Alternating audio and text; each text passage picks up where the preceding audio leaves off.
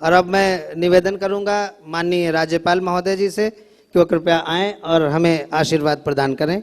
आप लोग जोरदार तालियों से हमारे प्रदेश के प्रथम नागरिक का स्वागत। हाँ, लखनऊ के महापौर डॉक्टर दिनेश शर्मा जी, हिंदी उर्दू साहित्य अवार्ड कमेटी द्वारा आयोजित इस अंतर्राष्ट्रीय साहित्य सम्मेलन के मुखिया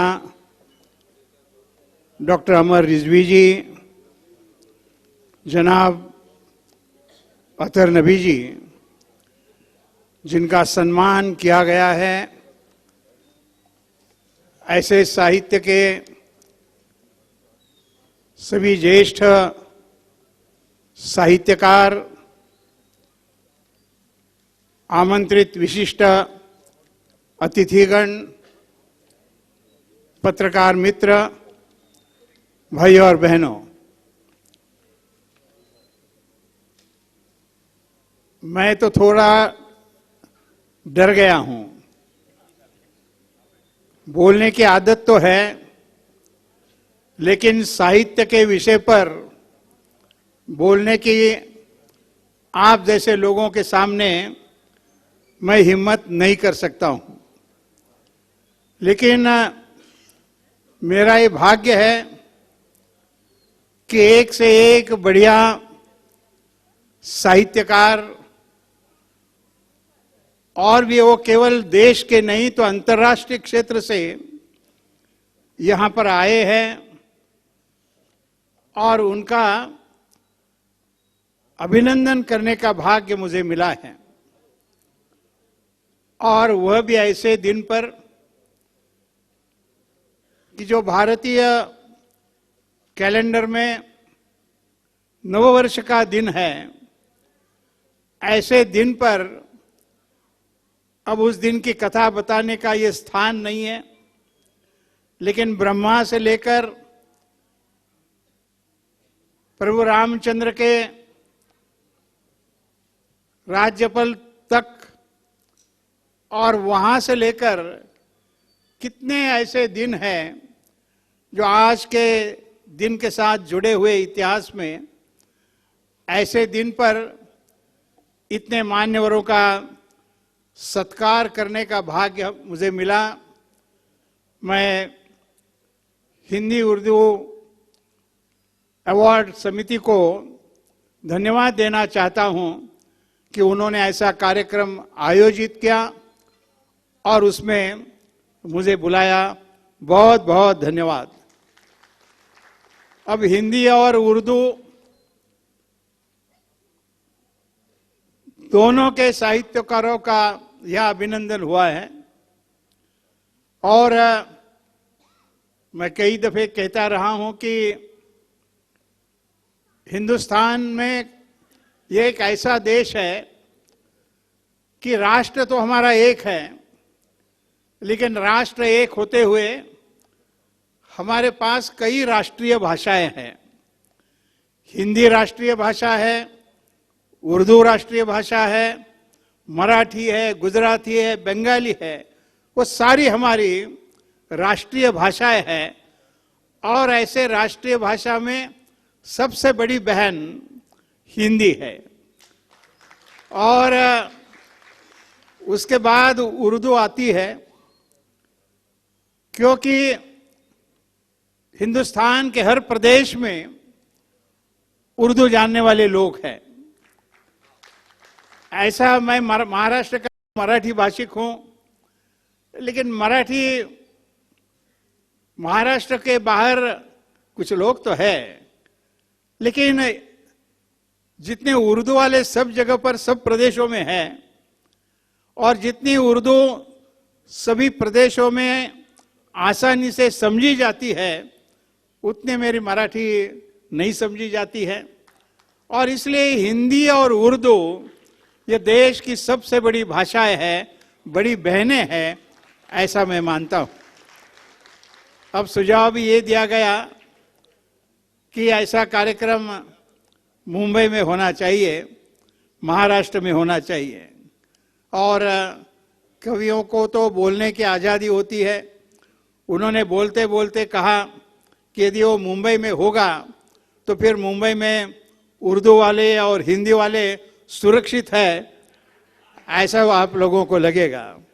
अब मैं आपको बुलाता हूं और फिर आपको पता चलेगा कि हिंदी और उर्दू भाषिक जितने उत्तर प्रदेश में सुरक्षित है उससे ज्यादा सुरक्षित मुंबई में है।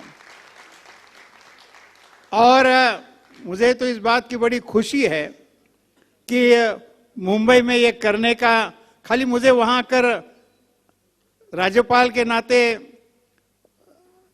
बंटवारने का काम ही करना है। और इसलिए मैं आपको बताना चाहता हूं कि जैसे हिंदी और उर्दू भाषिक मुंबई में सुरक्षित है, वैसे एक मराठी भाषिक को भी आप यहाँ सुरक्षित रखें, इतना ही मैं कहना चाहूँगा। इससे ज़्यादा साहित्य की बात मुझे समझ में नहीं आती है, बोलने की मैं हिम्मत भी नहीं करूँगा। लेकिन ये अवार्ड देते देते मन में एक बात आई, और कितने सुंदर सर्टिफिकेट्स बनाए हैं, लेकिन लगता ऐसा है कि ये सर्टिफिकेट यदि हिंदी में या उर्दू में होते तो और अधिक अच्छा होता। अंग्रेजी का सहारा क्यों लिया है वो मेरे तो समझ में नहीं आया है। अब आगे चलकर आप देख लीजिए।